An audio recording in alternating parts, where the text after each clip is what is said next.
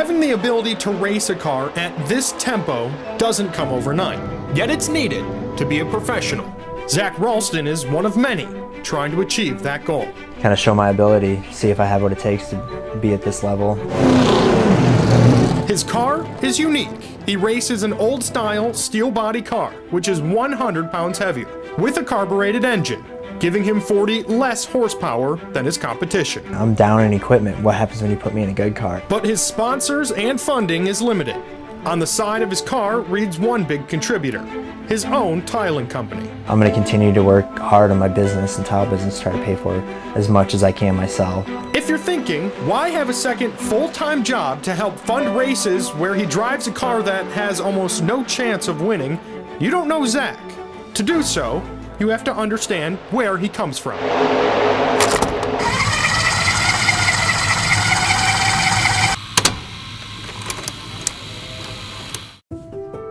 I started racing about 9 years old at Delaware Speedway.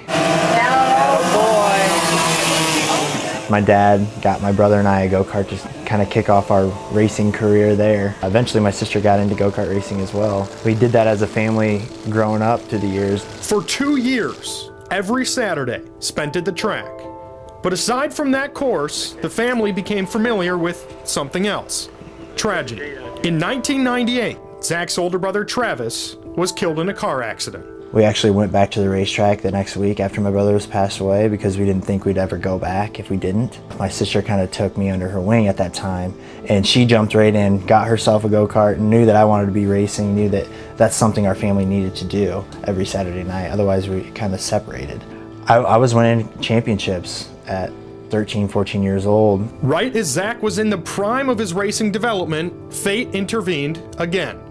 4 years after his brother was killed, Stacy, his sister, was involved in a car crash, losing her life at age 17. That stopped everything. 2 siblings lost while in vehicles, and a career driving one meant for speed questioned. That was kind of my dream getting smacked in the face, along with the reality smacking me in the face harder. After you lose 2 siblings, they just kind of laugh at you, or they just automatically assume that you were not getting in that car.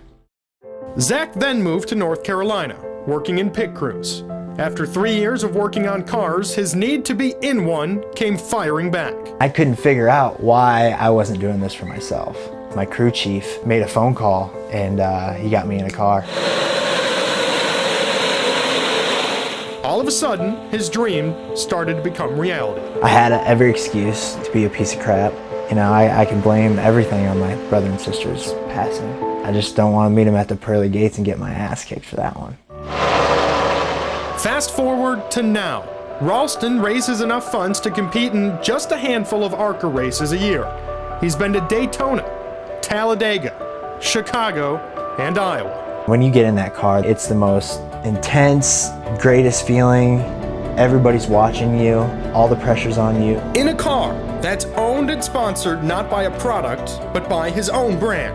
With a pit crew mixed with childhood friends, and talking with him on the radio the whole time, his father. What do you think when he's going around there? I said, I have to let him be what he is, and if he wants to be a race car driver, that's what I have to support, no matter what happened to us. To see your son go from Delaware Speedway to Charlotte or Chicago or Daytona, Talladega, it's a feeling like no other. And all of this to achieve his dream, carrying alongside him everything he's had to face, and going full steam to the challenges ahead. I'm not sure if I would have this drive and passion if someone would have wrote the check for me at 21 years old and gave me a full ride. I'll be in NASCAR.